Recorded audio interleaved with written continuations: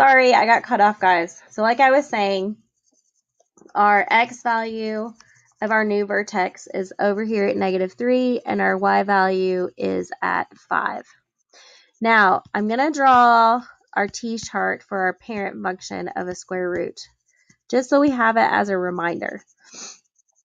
So we have 0, 0, 1, 1, 4, 2, and 8. Nope, not 8. Got 9, 3. 9 and 3. So typically we would go over 1, up 1. But because we have that stretch out front, that 2, we're going to go over 1 and up 2. And then we would go over 4, up 2, but we're going to go over 4, up 4. So we go over 4, and go up 4. And then we would go over 9, up 3, but we're going to go over 9, up 6. Oh, this one should be right there. Sorry.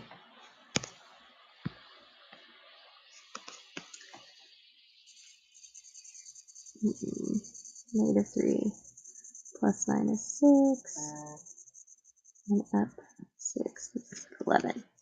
So we have, again, a parabola, and it's stretched a little bit. But you'll notice that the stretching is not as much as it is when you're talking about a square root. So, and it actually makes this, your square root gets a little flat. So you're going to use this, and we're going to do it just like we did, only you're kind of thinking backwards. So you're going to go over 1, up 1, and then you're going to multiply each of these by what's by your A out front. Okay, now this is where we get to go fast because it makes a lot more sense. So more algebra, less like weird rules to remember. I hate transformations, and I know you guys do too. But we got to do what we got to do, right? So f of x is square root of x.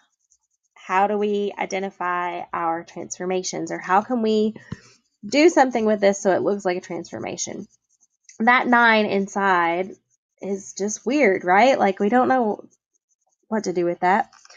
But if we remember that we can break apart our square roots, then that g of x becomes just 3 square root of x.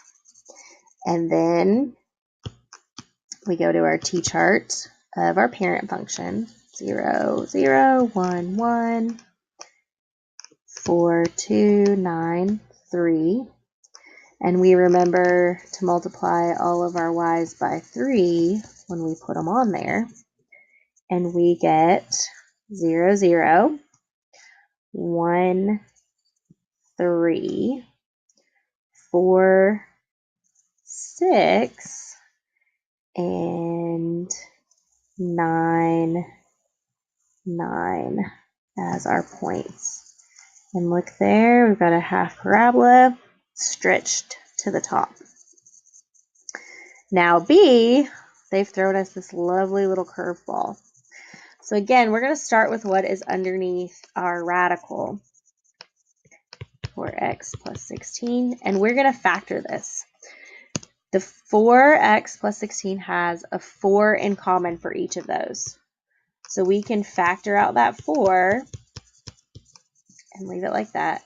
We got our plus 7 out here on the end. Then we can separate these two parts that are underneath our radical sign,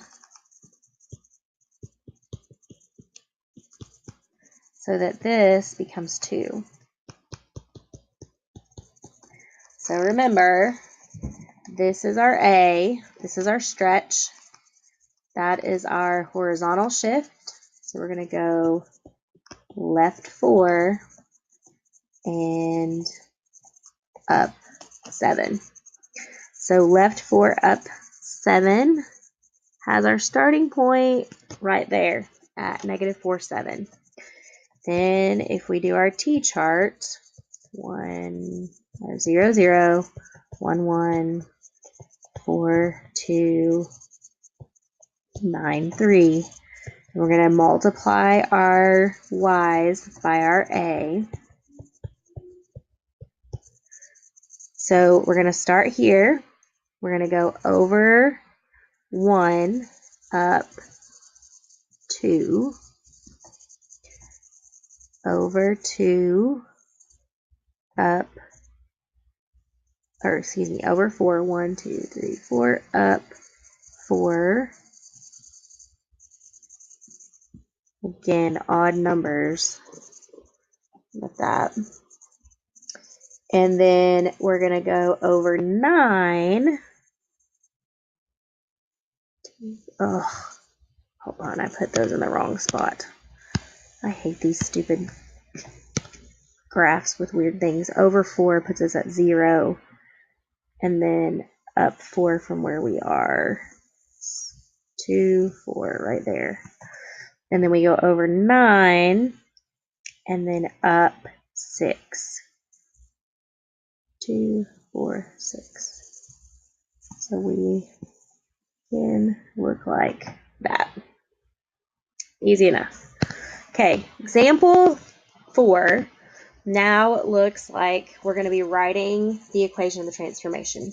The beautiful thing is that this is at 0, 0, so there's no left, right. This is a cube root because it doesn't look like half a parabola on its side. And now we're going to look. Our homey t-chart is typically 1, 1 and -1, -1. But this became a 2 and this became a -2 on coming from here. That's where I got those numbers. So that means we're multiplying both of those y values by 2.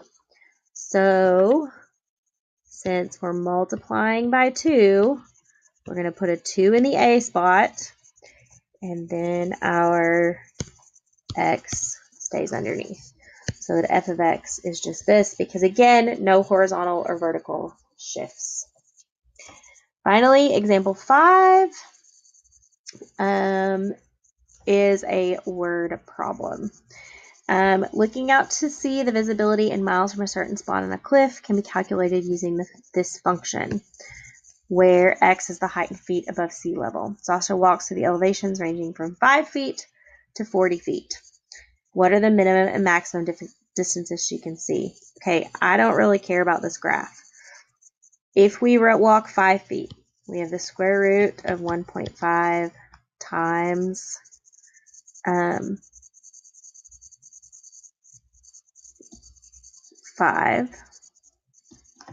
1.5 times 5 is 7.5. And 40 times 1.5 is going to give us 60. So her minimum and maximum distances that she can see are whatever funky numbers we get when we put in the square root of 7.5 and the square root of 60. So let me pull up our calculator here. Of course, I can't find it in my menu, so you guys are going to see me minimizing everything under the sun here. While I pull this up, maybe. There we go. Hopefully this will come up before we run out of time.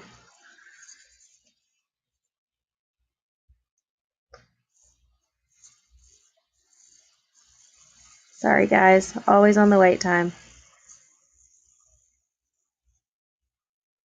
Okay. No, I don't want to learn more. So, we're going to do square root 7.5. Oh. Square root 7.5